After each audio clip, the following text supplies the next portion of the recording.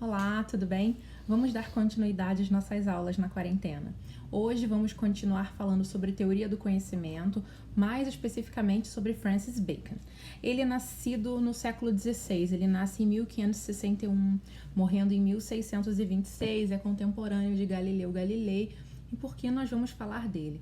Além de ser figura importantíssima em questões do Enem, é muito comum. Se a gente olhar as questões dos últimos 5, 6 anos, a gente vai encontrar no mínimo 2 vezes em que Francis Bacon aparece nas questões. Por quê? Ele é famoso pelo empirismo radical. A gente já sabe o que é empirismo, né? Empirismo, quando a gente fala de empírico, de empirismo, a gente está fazendo necessariamente referência à experiência e à observação.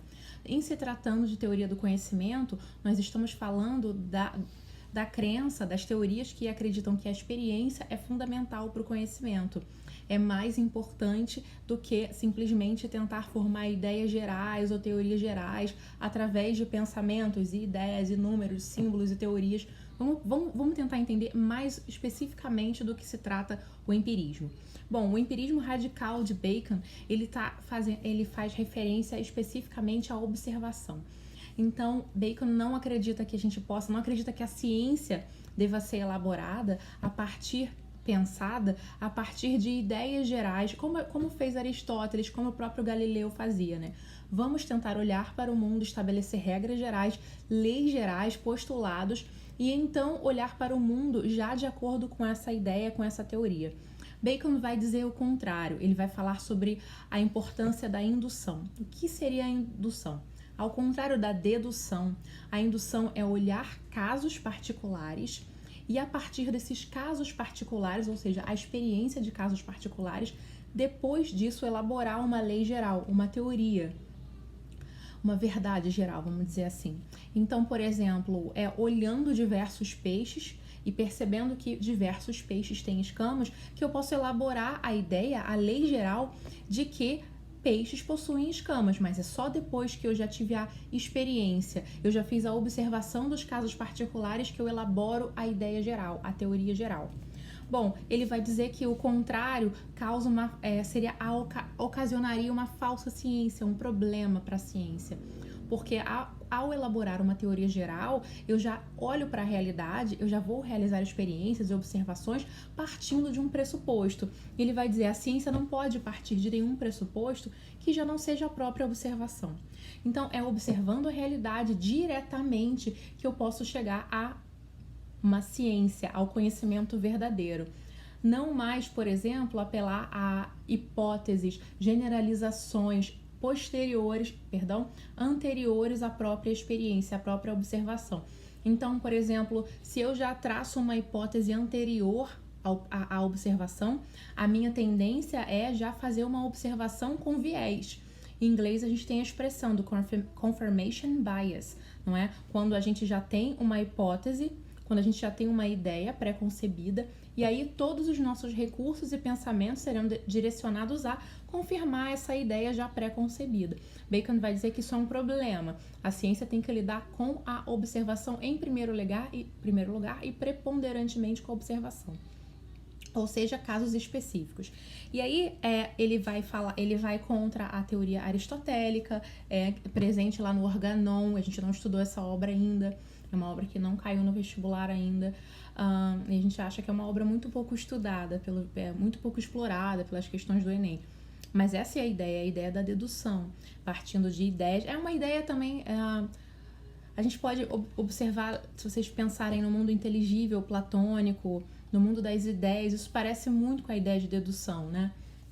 Aristóteles já dá um passo atrás, se vocês lembram quando eu falei para vocês em sala de aula, né? Quando ele olha para a obra platônica e fala sobre o exemplo dos cavalos, tão famoso, né? Platão, eu não vejo a cavalidade, eu vejo cavalos, né? Eu não vejo humanidade, eu vejo homens. Então, Aristóteles já desponta para um empirismo, mas Bacon é mais radical, né? Ele parte especificamente da observação particular para posteriormente formar conceitos e teorias. Bom, a ciência não pode partir de uma lei geral, já falei isso para vocês, de hipóteses.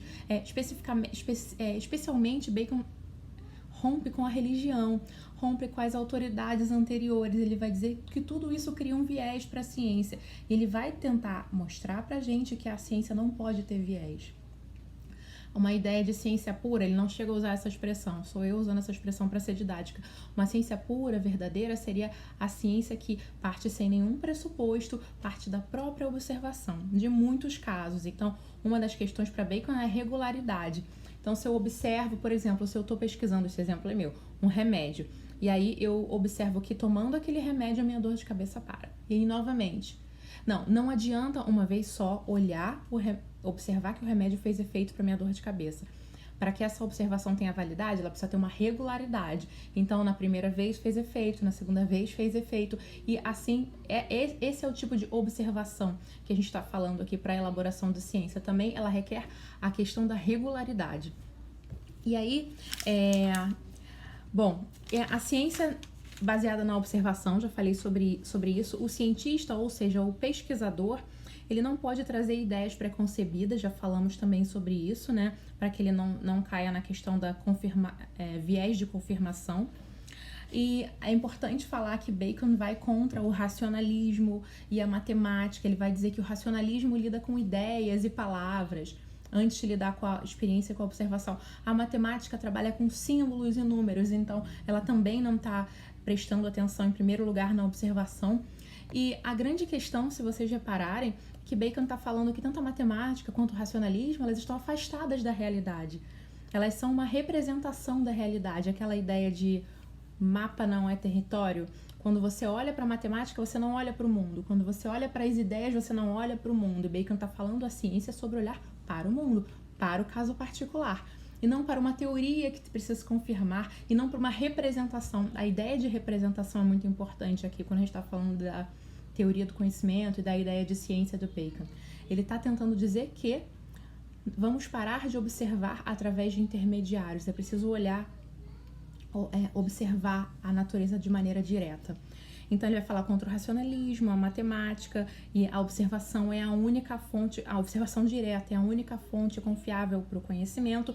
E aí ele cria a famosa teoria dos 4 ídolos. Famosa teoria dos 4 ídolos. É muito importante que a gente saiba isso. Ainda não caiu no vestibular, eu acho que pode cair a qualquer momento, porque isso tem sido muito falado, muito explorado e ainda não caiu diretamente. Bom, esses 4 ídolos são preconceitos que podem comprometer a pesquisa científica. O primeiro ídolo seria... eles têm nomes interessantes, mas que podem fazer com que a gente caia também em confusões, né? Vou falar o nome para vocês. O primeiro é o ídolo da tribo, ou seja, vocês entenderam que se trata... eu estou falando de preconceitos que podem comprometer a pesquisa, né? Que vão afastar a ciência da realidade, ou seja, o que nós não podemos fazer, o que o pesquisador não pode fazer. O primeiro ídolo seria o ídolo da tribo. Essa palavra já é bem clara pra gente. Tribo, né? Grupo, um lugar ao qual a gente pertence. Então, ele tem a ver com anedotas, experiências pessoais de um grupo, casuística, boatos, provincialismo é uma palavra interessante. Então, tudo que puder ser inserido nessas palavras que eu falei, ele chamaria de ídolo da tribo. Eu vou continuar a falar sobre os próximos 3 ídolos num próximo vídeo, na parte 2.